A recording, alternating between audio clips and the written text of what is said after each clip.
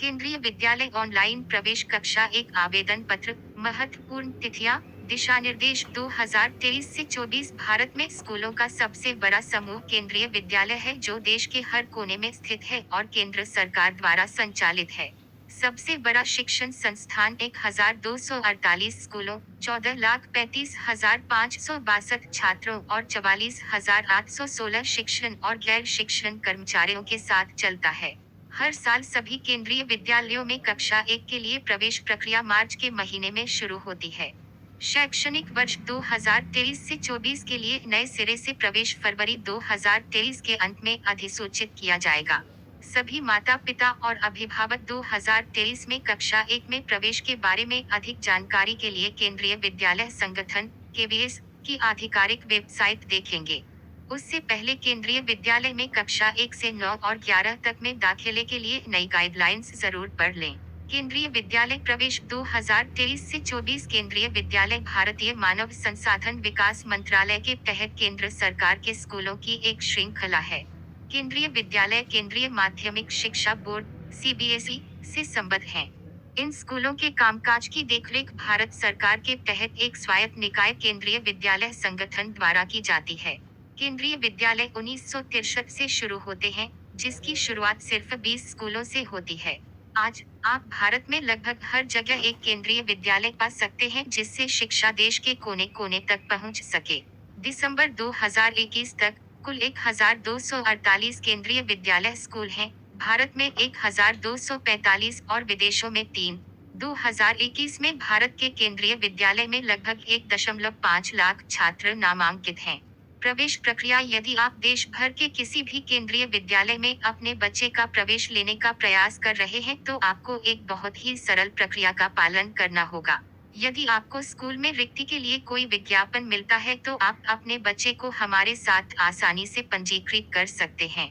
आप स्कूल के प्राचार्य के पास पंजीकरण के लिए प्रपत्र प्राप्त कर सकते हैं। ये पंजीकरण फॉर्म निःशुल्क है।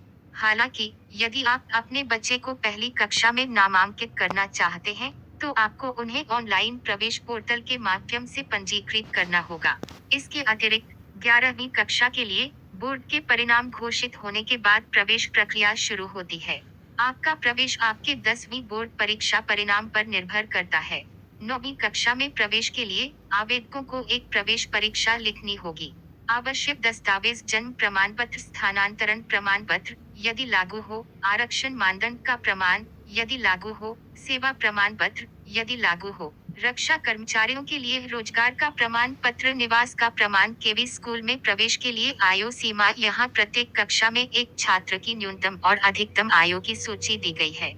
यह सत्र 2023 से 24 के लिए 31 मार्च 2023 तक आवेदन करने की आयु सीमा है। कक्षा 1 6 से 8 वर्ष, कक्षा 2 7 से 9 वर्ष, कक्षा 3 8 से 10 वर्ष पुराना, कक्षा 4 9 से 11 वर्ष, कक्षा 5 10 से 12 साल पुराना, कक्षा 6 11 से 13 साल की उम्र, कक्षा 7 12 से 14 वर्ष, कक्षा 8 13 से 15 वर्ष, कक्षा 9 14 से 16 वर्ष पुराना, कक्षा 10 15 से 18 वर्ष। आरक्षण: पहली कक्षा के छात्रों के लिए आरक्षण सीटों का विवरण है। शिक्षा के अधिकार के लिए 25% आरटी, सुप्रीम कोर्ट के लिए 15%, एसटी के लिए 7.5%, OBC non creamy layer OBC NCL के लिए 27%। इसलिए 40 छात्रों की एक कक्षा के लिए सीटें होंगी। आरटी 25%, 10 सीटें, सुप्रीम कोर्ट 15%, 0.6 सीटें, एसटी 7.5%, 0.3 सीटें, ओबीसी 27%, 11 सीटें। इसके अतिरिक्त 3% सीटें विकलांग बच्चों के लिए आरक्षित हैं। लॉटरी: लॉट का ड्रॉ प्रक्रिया। पंजीकरण के बाद प्रत्येक केंद्रीय विद्यालय में निम्नानुसार लॉटरी आयोजित की जाएगी। ए. आरती लॉटरी, बी. सभी डी लॉटरी, सी. श्रेणी 1, डी. श्रेणी 2, ईएससी, एफ. एसटी, छ. ओबीसी, ज. श्रेणी 3, आई. श्रेणी 4, जे. श्रेणी 5, के. श्रेणी 6 यदि लागू हो, L. Single girl child, SGC. Lottery परिणाम: लॉटरी का क्रम इस प्रकार होगा। 40 छात्रों की एक कक्षा में से पहली 10 सीटें आरटी के प्रावधानों के अनुसार भरी जाएंगी। इस प्रकार अनुसूचित जाति, अनुसूचित जनजाति, EWS, BPL, OBC, non creamy layer, विकलांगों के सभी आवेदनों पर विचार किया जाता है। इसके बाद अनुसूचित जाति अनुसूचित जनजाति ओबीसी एनसीएल अनारक्षित के अलग अलग विकलांग उम्मीदवारों की लॉटरी आयोजित की जाती है। शेष सीटें कैट-1 और कैट-2 की मौजूदा प्राथमिकता श्रेणी के अनुसार भरी जाती हैं। परियोजना IHLKV के मामले में कैट-1 से कैट-3 यदि आरक्षित सीटों में से कोई भी अभी भी खाली है, तो उन्हें प्रवेश की प्राथमिकताओं के क्रम के अनुसार अनुसूचित जाति अनुसूचित जनजाति अन्य पिछड़ा वर्ग एनसीएल आवेदकों को प्रवेश देकर कवर किया जाता है। यदि आरक्षण के तहत अभी भी कुछ सीटें खाली हैं तो उन्हें खाली रखा जाना है।